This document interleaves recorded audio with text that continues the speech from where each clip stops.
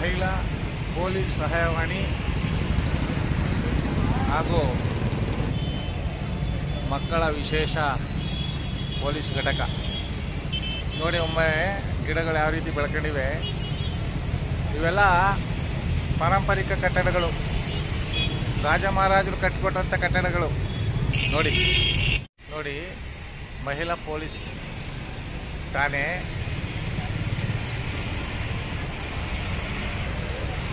Central police station. ನೋಡಿ ಈ ರೀತಿ ಗಿಡಗಳು ಬೆಳ್ಕೊಂಡು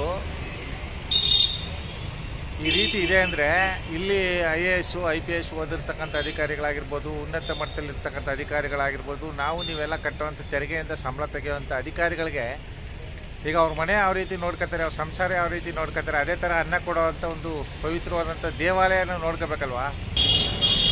ನೋಡಿ, ಮಕ್ಕಳ ವಿಶೇಷ ಪೊಲೀಸ್ ಘಟಕ, ಆ ಕಟ್ಟಡ ಯಾವ ರೀತಿ ಇದೆ ನೋಡಿ. ನೋಡಿ ಗಿಡಗಳು ಹೆಂಗೆ ಬೆಳ್ಕೊಂಡಿದೆ. ಇದು ಪಾರಂಪರಿಕ ಕಟ್ಟಡ, ರಾಜ ಮಹಾರಾಜರು ಕಟ್ಟಿದಂಥ ಕಟ್ಟಡಗಳು. ಯೋಚನೆ ಮಾಡಿ, IAS IPS ಓದಿ ಇಲ್ಲಿ ಕೆಲಸ ಮಾಡುವಂಥ ಅಧಿಕಾರಿಗಳು ಇದ್ರ ಬಗ್ಗೆ ಗಮನ ಹರಿಸಲಿಲ್ಲ ಅಂದರೆ ಇನ್ನು ನೊಂದು ಬಂದಂಥ ಜನಗಳಿಗೆ ಯಾವ ರೀತಿ ಇವರು ನ್ಯಾಯ ಕೊಡಿಸ್ತಾರೆ. ಅರಳೆ ಮರ ಹಾಗೂ ಗಸಗಸೆ ಮರ.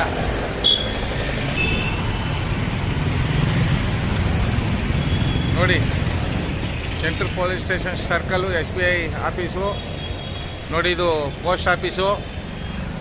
ಪಕ್ಕದಲ್ಲಿ ಇರ್ತಕ್ಕಂಥ ನಮ್ಮ ಮಹಿಳಾ ಪೊಲೀಸ್ ಸ್ಟೇಷನ್ ನೋಡಿ. ಮರ ಹೆಂಗೆ ಬೆಳೆದಿದೆ, ಗಸಗಸೆ ಮರ ಹೆಂಗೆ ಬೆಳೆದಿದೆ ನೋಡಿ. ಅರಳಿ ಮರ ನೋಡಿ, ಅರಳಿ ಮರ. ಇದು ಪಾರಂಪರಿಕ ನಗರ, ಇದು ಸಾಂಸ್ಕೃತಿಕ ನಗರ, ಇದು ಅರಮನೆಗಳ ನಗರ.